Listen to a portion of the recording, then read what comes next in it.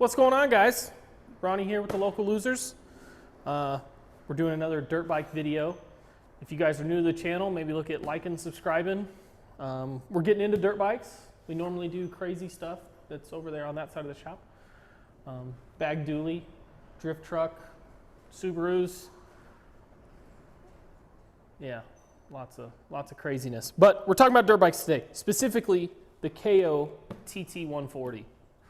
I bought this bike about 3 weeks ago. We bought it the same time we bought that KMB 60 over there. Bought them both brand new from the local dealership. That was a good experience. We didn't really have anything bad to say about that. Yeah, I don't know. I don't know where I'm going with this. The price. Yes. So what did this thing cost? And was it worth what it did cost? Let's look it up. We got the receipt over here.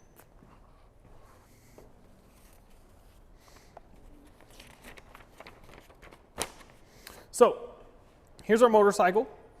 It was $2,000, $1,999, and freight on it, assembly and prep, was $498, bringing the total to $2,497. On top of that, they did tags for $4, registration $8, postage for $4, OHV for $25, dock fees at $128, sales tax at $201. Bringing our total to $2,867 on this motorcycle. Now, we put $200 down cash, and they took off $275 off the price of this bike, bringing our complete total, what we paid, to $2,392.01. So, was this bike worth $2,400? That's the question. I'm gonna tell you right now, yes. This thing has been a shitload of fun. We have just been having a good time on it. I don't think I could really say too much bad about this specific motorcycle. I really couldn't say too much bad about that one or that one. They've all been great. There are a few small issues, and that's what we're going to talk about now. Things that I just do not like about this motorcycle. Number one, I don't wear boots when I ride this. I wear these stupid etnies.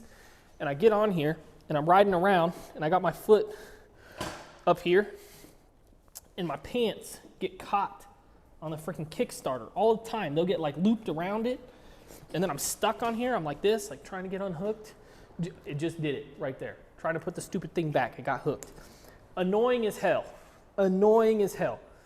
But here's the thing. I'm gonna take that fucking thing off, because watch this. Electric start, baby. Don't even matter. I don't know why they have that on there. You got electric start. But anyways, one bolt, I'm gonna get that off, and then it would be nice if this had a toolbox under the seat or something, and I could put that in there, but it doesn't. So that's my number one annoyance. Other than that, I can live with everything on the motorcycle. The one thing I do wish is that the handlebars were a little bit taller. I'm tall, obviously this is a little bike, and if you're ripping around on a trail, it's just small. You're standing up on the bike, you're really kind of hunched over on the bars, and I don't like that. I wish they were a little bit taller. Another issue we had was the carburetor. So the factory carburetor is over there on the bench somewhere. And it was just out of tune. The bike was backfiring, running rich, running lean here and there, doing whatever it was doing. So my neighbor Jake, good buddy, he had this Nibby race carb laying around, which these bikes do have Nibby carbs on them from factory. But this one has a 19 millimeter. This is a 24 millimeter, so it's quite a bit larger. And we put that on there. When I was putting it on, I tuned it, got it good to go, and the bike rips now. It totally woke the bike up, completely different bike. And I did that like 2 days in. Like, we didn't have the bike very long. Carb needed to be tuned, but we had a carb laying around, so it's like, why tune the first one? We can just tune the second one. So I can't tell you what you can do with the stock carb, but this little Nibby race carb, pretty good. We'll link it down in the description below if you guys want to go pick one up. I'll link the correct one. If you come over here and look, the way this is supposed to be is there's supposed to be a flange that comes off this intake. Can you see this? Yep. So there's supposed to be a flange, a 2-bolt, just like that, and the carb's supposed to bolt to it. Well, this carb wasn't. It was a slip fit, and so I got this piece of radiator hose, put it on there, and cut the 2-bolt flange off. But I'll put the right one with the 2-bolt flange on for you guys. That way you guys can find that one. One thing that's nice about the Kayos, the bigger bikes, not even that one, even bigger than that, is they have breakaway handle, or whatever these are called, levers. So they fold back instead of snapping. This bike doesn't have it, that bike doesn't have it. Obviously, the little one doesn't have it.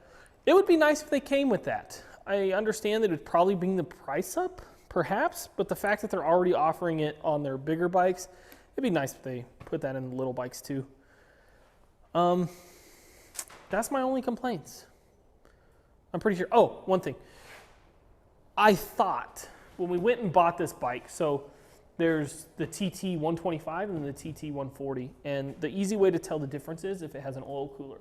If it has an oil cooler, it's a 140. If it doesn't, it's a 125. I thought the 140 had adjustable forks, but it doesn't. Neither does the 125.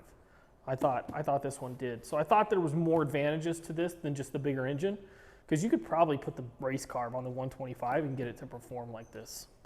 But yeah, that's all the bad. Let's move on to the good things about it. So the things I like about it. Number one, the price. For $2,400, the fun that I have had on this bike, and I can't even say just me. My mom rode this, my dad's ridden it, Carissa's ridden it, Raylan loves to ride on it with me. Dominic bought that bike, and he told me, he was like, let me know if you ever want to sell the 140, because it just looks like so much fun. And it is. It's such a light bike. You can just throw it around like crazy. It's not too much where it's going to put you on your butt or anything like that. It's really fun if you're learning how to ride a motorcycle, just getting into dirt biking. We took it out on some trails out in the desert, and it did just fine.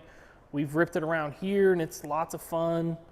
So definitely, for the money, I don't think you can go wrong if you're trying to buy a new bike. Obviously, for $2,500, you can get into a used 125 or something like that. Big bike, you know, a 250 big bike used. That motorcycle was $2,000. So $2,000, $2,400. That one's used. This one's brand new. So that comes into it. That being said, this bike is funner than that bike. You will have way more fun if you're just goofing off on this thing. This thing is so much fun. Electric start's a big deal to me. I think that's super nice. You know, you don't got to deal with trying to kick it over. You just press the button and go. So if Carissa wants to ride this, she doesn't have to try to kick a bike over. She press the button, go ride it. Another cool feature of it, it's got disc brakes front and back. So that's pretty cool. We don't really have much bad to say. Everything's pretty good on this motorcycle. We haven't had any issues. We did our first oil changes on both of them. Nothing has gone wrong with this motorcycle. So right now, this is super positive ownership. To finish it all off, price is good. The bike seems good. There was something I was going to say that I forgot.